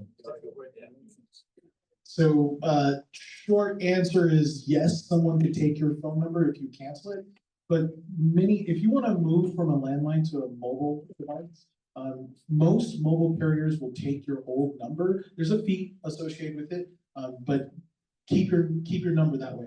But if you just want to cancel the phone line altogether, the one thing that we always tell individuals is give everyone you know a notice and say, hey, I'm canceling my landline number. If you get a call from someone, right, because that happens just by mistake, just let them know that that's no longer my number. And that's the best way to defend yourself, right? Talk to all your friends, family, loved ones, business partners, and let them know, hey, this old number is no longer good, right? You get a call from it, it's not me.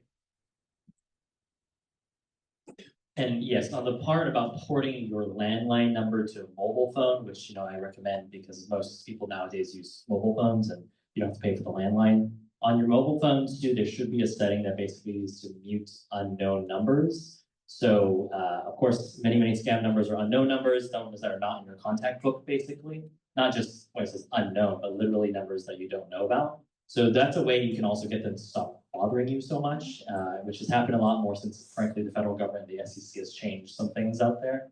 But that is a way that I would say is really important, is you can turn on your phone setting, your mobile phone settings. You can find it yourself or ask loved ones to help you do that. I have that, and fortunately, many people do call me, and some of them are very real people, so I apologize if you call me and I don't pick up. It's because of that. Okay, questions on this side? How about here? I would like to ask Sharon. Sharon, I would like you to talk about travel insurance. I frequently travel and I got travel insurance. Should your name be on the policy? You know, that I have questioned that in the past because they would frequently put a number, but not my name. And I challenged them. I said, I will not purchase this policy unless my name is on it.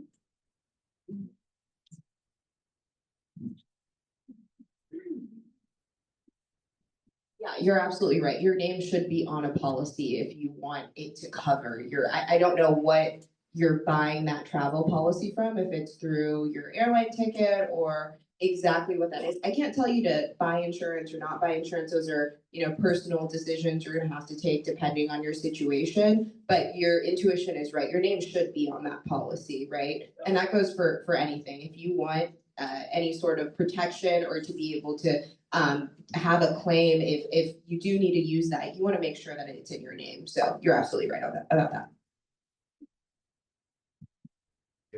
All right, our co-host, Councilmember Kathy Kimberlin, has a question. Actually, it's for one of our guests here, and it's also about the US mail. And she's had it happen to her where she put the envelope into the mailbox outside of the Dusterberry post office, and it was scammed. She was scammed. And so when that happens, they call the police department? Yeah, so. US Postal Office? What do they do in a case like that? So if mail is stolen from an actual US Post Office box, it is a US Postal Service case, and they'll take that case. If it's taken from an apartment complex, like they were talking about earlier, then that's a case that we would take. Yeah, in fact, from USPS direct sites is quite taken seriously as a federal crime as well. All right, so let me do a question on this side. How about over here? Inside, but recently when I noticed that every mailbox outside was not there, I was talking to the postmaster. They said never leave mail in and outside. Yeah. Good. I just want to piggyback on the mail, especially of birthday cards with money in it. I've been aware for about 30 years of money being removed. It is a scam, not only externally, but within the post office, because the workers look for birthday cards. Okay? All right, any questions on this side, sir? Yeah, hi, thank you. My question is regarding the proliferation of online scams, whether it's like job application scams, phishing, you know, a lot of it in the last 5 to 10 years, like really how it's really just kind of ramped up. My question is, to what extent are we actually allowing and creating the conditions for the proliferation of these scams? Because we allow data brokers to sell this personal information. And what we do is we just allow them to register with the California Privacy Protection Agency. What can we do about that? Well, that's a very excellent question. Thank you for asking about that. I don't know if our guests want to comment on that, but the issue of data brokers and data sellers, right? As we're very well aware of today, the most valuable thing in the world now is not simply just assets, right? It is your attention, it is your private personal data. And in the legislature still, yes, we passed the California Privacy Protection Act, but it is not adequate yet, right? So there are more consumer protections that we have to pass, especially when it comes to different agencies and how much data they have. I'll give you an example here. This might be a piece of legislation I'm gonna work on very soon. But you know, many people were very enamored with 23andMe, right? The thing where you do genetic information, you sell it. Well, they went bankrupt, right?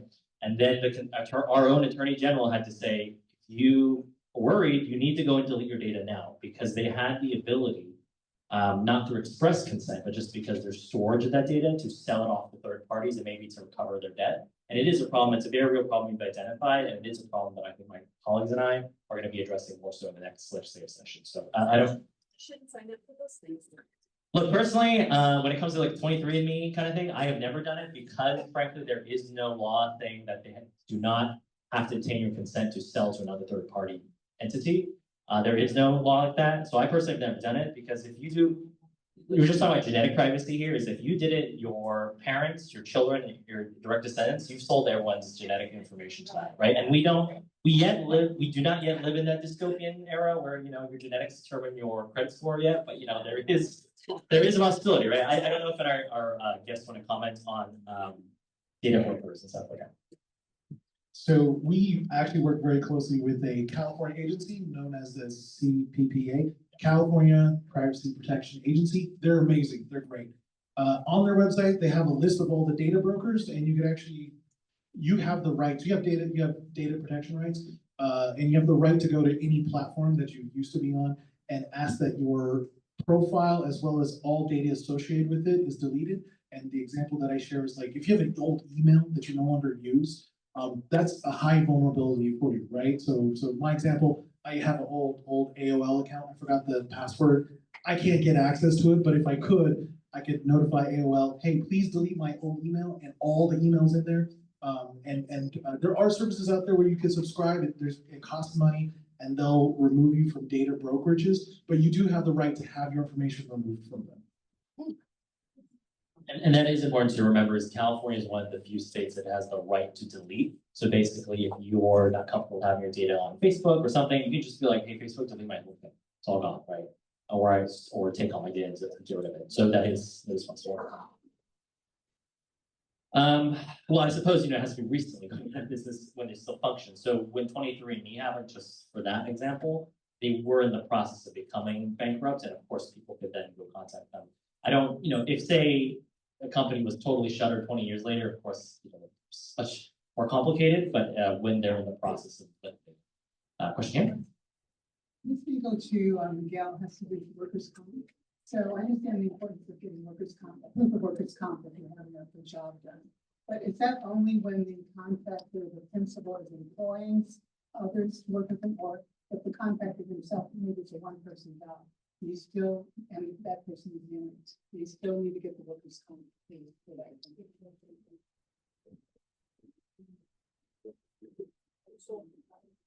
Great question. One of the biggest frauds in the state of California contractors is comp.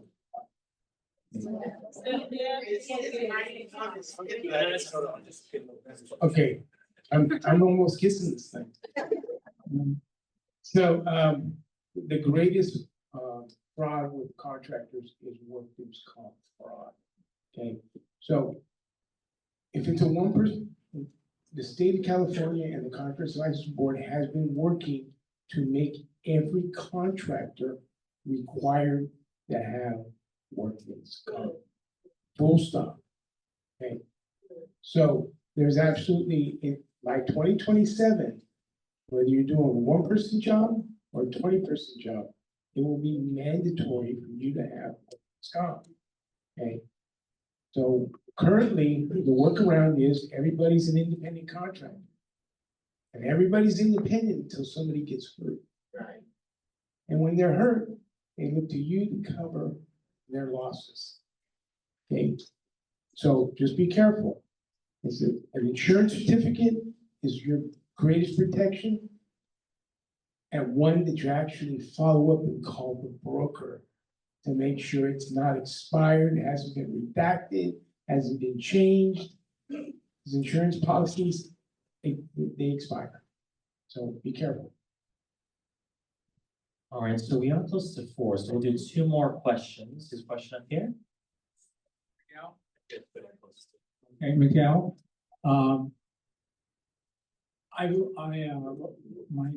didn't get my license. I'm a general contractor. All right, and I didn't get it in time, and when the time was up, I was in the hospital. Now I'm getting these emails that said, you still have 2 more years. Is that true? I tried calling Sacramento, but you know, like, you wait. All right, and then I get someone online, they go, I don't know. I'm trying to figure out what do I do, because I'm not doing any more work. I stopped that instantly. All right, and I got all the bond people calling me. I got all the insurances and stuff. And I've always carried a bond as insurance, but now I don't know what to do. And then we get emails coming from people that are in Sacramento, and they say, "Oh, you hurry up! You got 2 more years." And I've been in the business 25 years, and I didn't know what to do. Well, this is also a good plug, is if you are waiting on answers from bureaus or agencies in Sacramento, call my office first, and you'll get an answer like quickly after, okay? So usually, if depending how mean I have to be then. But just like if that case happens to you with the Sacramento agency, just so you know, just like call my office and just go, hey, I'm confused about this, or I'm not getting an answer. Yes, absolutely. So if you're getting like any agency, honestly, I don't know if anyone wants to speak to that about the issue of okay, I clarified it. Okay. Would you like it inactive? I have a question. Okay. All right. Well, then maybe it's for me to do. All right. We're gonna do one last question here, all the way to the back. If someone's waving to me. Oh, waving.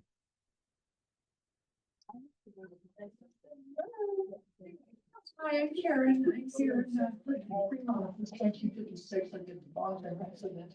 But what I was trying to elaborate from the Kathleen, she told my story briefly, but I put a check to DMV into the mailbox at the Dutch Ferry Station.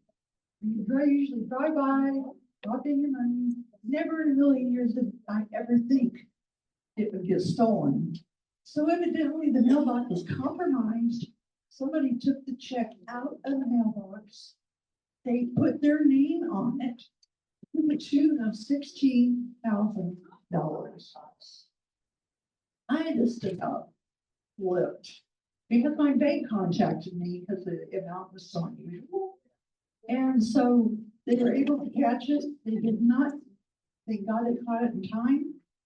But I'm terrified to put any mail into those little blue boxes, especially next to the post. So, you know, so I'm just saying, please be careful if you put mail into the, you know, the mailbox down the street from where you live. Just be sure. So from that time on, I put my mail inside of the post office, and I reported it to the postmaster. But as far as I know, nothing was ever done because it's still utilizing those post box. And then they also stole mail from my apartment complex. So how are they getting the keys? That's what I want to know. That's my question. Well, as we've talked about before, you know, mail theft is obviously a very serious crime, especially if it's on the USPS and it's federal crime. I don't know if you want to recap again, if people are suspect of any sort of mail theft, what they ought to be doing.